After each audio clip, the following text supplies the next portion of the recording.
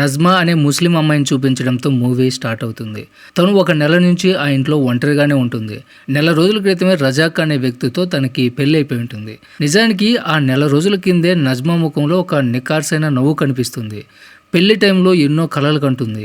కానీ తీరా చూస్తే అదే పెళ్లి తనని ఇలా ఒంటరిని చేసేస్తుంది. అప్పుడప్పుడు ఆ పెళ్లి ఆల్బమ్ చూసుకుంటూ గడిచిపోయిన జ్ఞాపకాల్లోనే బ్రతికేస్తూ ఉంటుంది. అలాంటి టైంలో ఒకరోజు రాత్రి తను నిద్రపోతూ ఉంటే ఎవరో తలుపు కొడుతున్న శబ్దం ఒకటి వినిపిస్తుంది. అంత అర్ధరాత్రి అలా తలుపు కొట్టేసరికి నజ్మా ఒళ్ళు గగురు పొడుస్తుంది. చాలా భయపడిపోతుంది. అసలు ఈ టైంలో ఎవరు వచ్చారు అనుకుంటుంది. వెంటనే ముఖానికి నకాబ్ వేసుకొని కిటికీలోంచి బయటకు చూస్తుంది. బయట ఒక వ్యక్తి నిలబడి ఉంటాడు. ఒళ్ళంతా గాయాలు, రక్తం కారుతూ ఉంటుంది. వెంటనే ఆ వ్యక్తి నీళ్ళు అడుగుతాడు. కానీ నజ్మాకి చాలా భయంగా ఉంటుంది. నేను తలుపు తీయను, ఈ ఇంట్లో నేను ఒక్కదానే ఉంటున్నాను, కావాలంటే పక్కింట్లోకి వెళ్ళి అడగండి అని చెప్తుంది. కానీ వాడు మాత్రం ప్లీజ్ కొంచెం నీళ్ళు ఇవ్వండి లేదంటే చనిపోతాను అంటూ అక్కడే స్పృహ తప్పి పడిపోతాడు. సరిగ్గా అప్పుడే పోలీసులు కూడా అక్కడికి వస్తారు. నజ్మా తలుపు దగ్గరకు వచ్చి ఎవరైనా గాయపడిన వ్యక్తి ఇటువైపు రావడం చూసావా అని అడుగుతాడు. నజ్మా మాత్రం లేదు, నేను ఎవరిని చూడలేదు అని అబద్ధం చెప్తుంది. కానీ అసలు విషయం ఏమిటంటే అప్పటికే తను ఆ వ్యక్తిని లోపలికి తీసుకుని వచ్చేసి ఉంటుంది.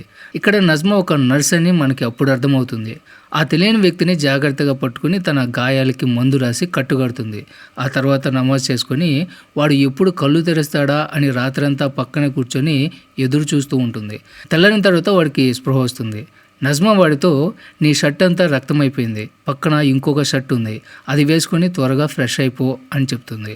వాడు థ్యాంక్స్ చెప్పి అక్కడి నుంచి వెళ్ళిపోతుంటే, వద్దు ఇప్పుడు వెళ్ళొద్దు, చీకటి పడ్డాక వెళ్ళు, ఇప్పుడు బయటికి వెళ్తే ఎవరైనా చూస్తారు, నేను ఒక్కదాన్నే ఉంటున్నాను కదా, నా పేరు పాడైపోతుంది అని చెప్తుంది. వాడు సరే అని చెప్పి ఆగిపోయి, అసలు ఒక తెలియని వాడిని ఇంట్లోకి రానిచ్చావు, ఒకవేళ నీకేమైనా హాని చేసి ఉంటే ఏమయ్యేది అని అడుగుతాడు. దానికి నజ్మాకి చాలా కొమ్ము వస్తుంది. ఇవే చేతులతో నీకు కట్టుగట్టాను, అవసరమైతే ఇవే చేతులతో నిన్ను మళ్ళీ గాయపరచగలను అని గట్టిగా సమాధానం చెప్తుంది. అప్పుడు వాడు నజ్మాని ఒక ప్రశ్న అడుగుతాడు. ఇది నీ సొంత ఇల్లే కదా, మరి నీ ఇంట్లోనే నువ్వు బోర్కా ఎందుకు వేసుకున్నావు అని అడుగుతాడు. వాడు అంత మాట అనేసరికి నజ్మా ఏమీ సమాధానం చెప్పకుండా మౌనంగా తన గదిలోకి వెళ్ళిపోతుంది. కానీ వాడు వదలడు, మళ్ళీ అదే అడుగుతాడు. అప్పుడు నజ్మా బయటకు వచ్చి, నేను ఇప్పుడు ఇదత్తులో ఉన్నాను, పరాయి మగాడికి నా ముఖం చూపించకూడదు అని చెప్తుంది. వాడికేమో ఆ ముక్క అర్థం కాదు. ఇదత్ అంటే ఏంటి అని అడుగుతాడు. అప్పుడు తను భర్త చనిపోయిన తర్వాత ఏ ఆడదైనా సరే 4 నెలల పాటు ఇలా ఎదత్తులో ఉండాలి అని చెప్తుంది. అది విన్న తర్వాత వాడు, ఇదేం రూలు, ఇలా 4 గోడల మధ్య బందీ అయిపోయి ఎవరితో మాట్లాడకుండా అసలు ఇది ఎలాంటి జీవితం అని అంటాడు. తను అప్పుడు కూడా ఏమీ మాట్లాడదు. అప్పుడు వాడు, సరే నా ప్రశ్నకు నువ్వు సమాధానం చెప్పక్కర్లేదు, కానీ ఆ జవాబు ఏంటో నీకు నువ్వే వెతుక్కో అని వదిలేస్తాడు. తర్వాత కాసేపు అయ్యాక ఇద్దరు కలిసి టిఫిన్ చేస్తారు. అప్పుడు కూడా నజ్మా తన ముఖం చూపించదు. వాడికి వీపు తిప్పి కూర్చుంటుంది. వాడు తింటూ, నీ గురించి నాకు పెద్దగా తెలియదు, నీ ముఖం కూడా చూడలేదు, కానీ నువ్వు ఏదో పెద్ద బాధలో ఉన్నావని మాత్రం అర్థమవుతుంది, పాపం నీ భర్త చనిపోయాడు కదా అని సానుభూతిగా అంటాడు. అప్పుడు నజ్మా, నా భర్త గురించి నాకేమీ తెలియదు, ఎందుకంటే పెళ్ళైన వారం రోజులకే ఆయన చనిపోయారు అని చెప్తుంది. ఆ మాట వినగానే వాడు షాక్ అయిపోతాడు. నజ్మాకి పాత విషయాలు గుర్తు చేసి బాధ పెట్టినందుకు క్షమించు అని అడుగుతాడు. నువ్వు నా ప్రాణాలు కాపాడావు, అందుకే నా మనసులో ఉన్నవి అడిగేస్తున్నాను అంటాడు. అప్పుడు నజ్మాకి కొంచెం కోపం వస్తుంది. నేను నీ ప్రాణాలు కాపాడింది కేవలం మానవత్వంతోనే, నాకు ఫీలింగ్స్ ఉంటాయి, నేను కూడా మనిషినే అని గట్టిగా చెప్తుంది. దానికి వాడు, నేను కూడా నిన్ను ఒక మనిషిలాగే చూసి ఆ మాట అన్నాను అంటాడు. తర్వాత నజ్మా కూడా, సరే కానీ నీ ఒంటి మీద ఇన్ని గాయాలు ఎలా అయ్యాయి అని అడుగుతుంది. ఆ మాటకి వాడికి ఎక్కడో కాలుతుంది. నేను నీ ప్రాణాలు కాపాడాను కదా అని చెప్పి నా పర్సనల్ విషయాలన్నీ నీకు చెప్పాలని రూల్ ఏమీ లేదు అని కోపంగా అంటాడు. ఆ మాటకి నజ్మా నవ్వేస్తుంది. తర్వాత కాసేపు తర్వాత ఇద్దరు కూర్చొని టీ తాగుతూ ఉంటారు.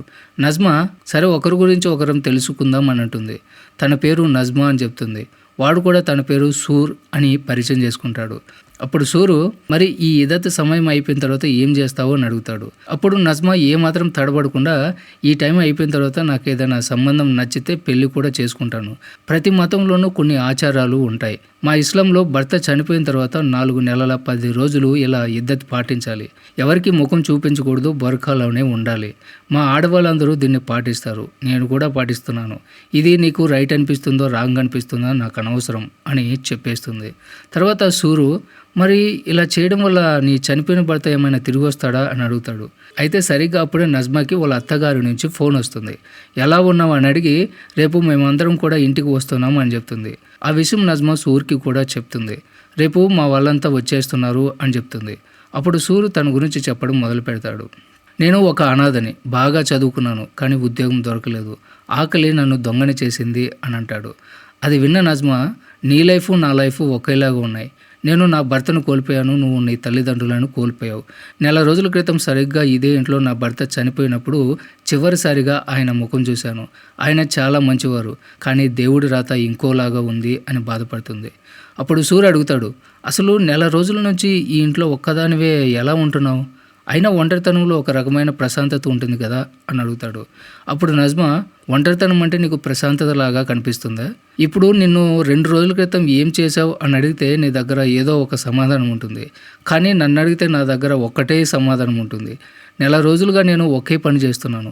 ఇక్కడ నాతో మాట్లాడే మనిషే లేడు. ఈ ఒంటరితనం నన్ను లోపల తినేస్తుంది. ఇదొక పెద్ద శిక్ష నాకు. ప్రతి నిమిషం ఒక సంవత్సరంతో సమానంగా గడుస్తుంది అని తన వేదన అంతా బయట పెడుతుంది. దానికి సూరు, మరి వేరే వాళ్ళ కోసం నీ జీవితాన్ని ఎందుకు పాడు చేసుకుంటున్నావు అని ప్రశ్నిస్తాడు. కానీ ఏ మతంలోనైనా ఆచారాలు ఉంటాయి కదా, మిగతా ఆడవాళ్ళంతా వాటిని పాటిస్తారు కాబట్టి వాళ్ళకి సొసైటీలో గౌరవం దొరుకుతుంది. అప్పుడు సూరు ఒక నిజం చెప్తాడు. నేను అనాథని అని చెప్పాను కదా, అది అబద్ధం. మా అమ్మ ఒక ప్రాస్టిట్యూట్. ఈ విషయం నీకు ముందే చెప్తే నన్ను తప్పుగా అనుకుంటామని దాచాను. నిజం చెప్పాలంటే నా తండ్రి ఎవరో కూడా నాకు తెలీదు. మా వీధిలో వాళ్ళంతా నన్ను బూతులు తిడుతూ ఉంటారు, కానీ నాకు ఆ మాటలు అస్సలు పట్టవు. ఎందుకంటే మా అమ్మని నేను ప్రాణం కంటే ఎక్కువగా ప్రేమిస్తాను. తను చాలా పద్ధతిగా నన్ను పెంచింది. ఆ రొంపులోకి తను ఇష్టంతో వెళ్ళలేదు. అందుకే నేను మా అమ్మని గౌరవిస్తాను అని చెప్తాడు. ఎవరో ఏవో అనుకుంటున్నారని మాకెందుకు, మనం ఏంటో మనకు తెలిస్తే చాలు. ఎవరికి ప్రూవ్ చేయాల్సిన అవసరం కూడా లేదు అని చెప్తాడు.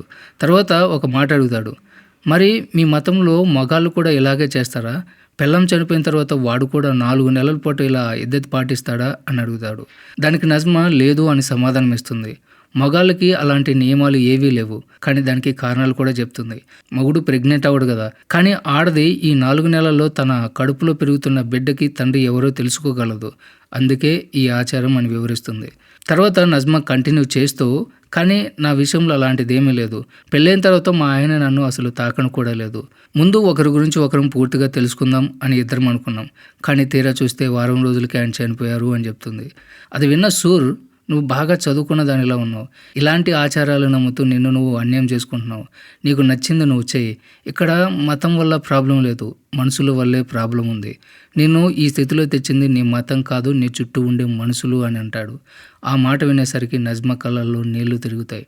ఎందుకంటే తను కూడా ఈ ఉక్కిరి బిక్కిరి చేసే జీవితం నుంచి బయటపడాలని కోరుకుంటుంది. సరిగ్గా అప్పుడే నజ్మా ఫ్రెండ్ నుంచి కాల్ వస్తుంది. నజ్మా మెల్లిగా సూర్ ఫోటో తీసి తన ఫ్రెండ్కి పంపిస్తుంది. ఆ ఫోటో చూసి తన ఫ్రెండ్ షాక్ అయిపోతుంది. నువ్వు ఇంట్లో ఒంటరిగా ఉన్నావు కదా, అసలు ఈ మగాడు అక్కడ ఏం చేస్తున్నాడు, వీడెవడు అని కంగారుగా అడుగుతుంది. నిన్ను కలిసినప్పుడు అన్నీ చెప్తాలే అని నజ్మా అంటుంది. కానీ ఆ ఫ్రెండ్ మాత్రం, ఎవరిని పడితే వాళ్ళని ఇలా ఎలా నమ్ముతావు, వాడిని త్వరగా బయటికి పంపించేసాయి, ఎవరికైనా తెలిస్తే నీ పరువు పోతుంది అని వార్నింగ్ ఇస్తుంది.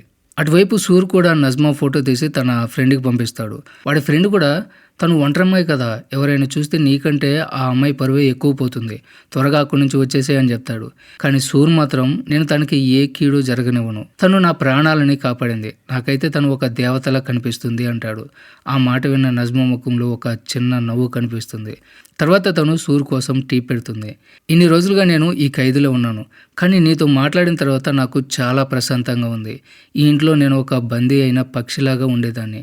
నీతో మాట్లాడుతుంటే ఆ పంజరం నుంచి బయటపడుతున్నట్లు అనిపిస్తుంది అని తన మనసులో మాట చెప్తుంది. అప్పుడు సూరు, నీకు నిజంగా ఇక్కడ నుంచి విడుదల కావాలంటే ముందు నీ అత్తమామలతో మాట్లాడు అని సలహా ఇస్తాడు. దానికి నజ్మా, అది ఎప్పటికీ జరగదు, నేను ఈ సమాజంలోనే బ్రతకాలి, ఈ అత్తగారి ఇల్లే నా ఇల్లు అని చెప్పి ఏడ్చేస్తుంది. అప్పుడు సూరు తన పుట్టింటి వాళ్ళ గురించి అడుగుతాడు. నజ్మా తన చిన్న కుటుంబం గురించి చెప్తుంది. అమ్మ, నాన్న, తమ్ముడు. నేను మా నాన్నకి చాలా ఇష్టం. నన్ను బాగా చదివించాలనుకున్నారు, కానీ పరిస్థితులు బాగాలేక ఈ పెళ్లి చేసుకోవాల్సి వస్తుంది. ఇప్పుడు ఇలా ఉన్నాను అని చెప్తుంది. తర్వాత చీకటి పడుతుంది. సూర్ అడిగాడని నజ్మా బిర్యానీ వండుతుంది. తింటూ ఉంటే, నువ్వు ఎప్పుడైనా ఎవరినైనా ప్రేమించావా అని సూర్ని అడుగుతుంది. వాడు, లేదు, ఇప్పటిదాకా అలాంటిది ఏమీ లేదు, కానీ ప్రస్తుతానికి ఈ బిర్యానీని మాత్రం ప్రేమిస్తున్నాను. అయినా నన్నెవరు ప్రేమిస్తారు, అందంగా లేను, డబ్బులు లేవు, పైగా నా వెనక పోలీసుల గొడవలు అని నవ్వుతూ ఉంటాడు. తర్వాత నజ్మా మాత్రం చాలా సీరియస్గా, నువ్వు వెళ్ళిపోయిన తర్వాత నేను మళ్ళీ ఆ ఒంటరి జీవితంలోకి వెళ్ళిపోవాలి, నా కోసం ఇంకొన్ని గంటలు ఇక్కడ ఉండగలవా అని అడుగుతుంది. తన కళ్ళల్లో నీళ్లు చూసినప్పుడు సూర్కి అర్థమైపోతుంది నజ్మా మనసులో తన మీద ఒక రకమైన ఇష్టం ఏర్పడింది అని. తను వెళ్ళలేక ఇంకొద్దిసేపు అక్కడే ఆగిపోతాడు. నజ్మా తన ఇల్లంతా వాడికి చూపిస్తుంది. ఇద్దరికీ ఒకరంటే ఒకరికి ఇష్టం ఏర్పడుతుంది. కానీ ఆ విషయం వాళ్ళకి కూడా తెలీదు. తర్వాత తెల్లారిపోతుంది. సూర్య ఇంకా బయలుదేరతాడు. వెళ్తూ వెళ్తూ ఆఖరిసరిగా నజ్మాకి థ్యాంక్స్ చెప్తాడు. నజ్మా కళ్ళు అప్పటికే నిండిపోయి ఉంటాయి. తను కూడా వాడికి థ్యాంక్స్ చెప్పి మెల్లగా తన ముఖం మీద ఉన్న నకాబ్ని తీసేస్తుంది. నజ్మా ముఖాన్ని చూసిన తర్వాత సూర్య ముఖంలో ఒక అందమైన నవ్వు కనిపిస్తుంది. అలా వాడు అక్కడి నుంచి వెళ్ళిపోతాడు. ఇప్పుడు నజ్మా దగ్గర మిగిలిందల్లా వాడి జ్ఞాపకాలు మాత్రమే. మిగిలిన ఇద్దరి సమయాన్ని ఆ జ్ఞాపకాలతోనే గడపడం మొదలు పెడుతుంది. నిజానికి ఈ సినిమా ఏ మతానికి వ్యతిరేకం కాదు. కేవలం మనుషులు వాళ్ళు కళ్ళు మూసుకుని పాటించే కొన్ని కఠినమైన పద్ధతుల మీద ఒక ప్రశ్న. పాతకాలపు ఆలోచనలు నజ్మా లాంటి ఆడవాళ్ళని ఎలా అణిచివేస్తాయో ఇందులో కనిపిస్తుంది. ఇది ఒక సినిమా మాత్రమే కాదు, సమాజాన్ని అడిగే ఒక సూటి ప్రశ్న. ఆచారాలు అనేవి మానవత్వం కంటే పెద్దవా? మనుషులు ఆచారాలను పాటిస్తున్నారా లేక ఏమీ ఆలోచించకుండా వాటిని మోస్తున్నారా అని మనల్ని ఆలోచింపజేస్తుంది. ఈ ప్రశ్నతోనే ఈ సినిమా ఎండ్ అవుతుంది.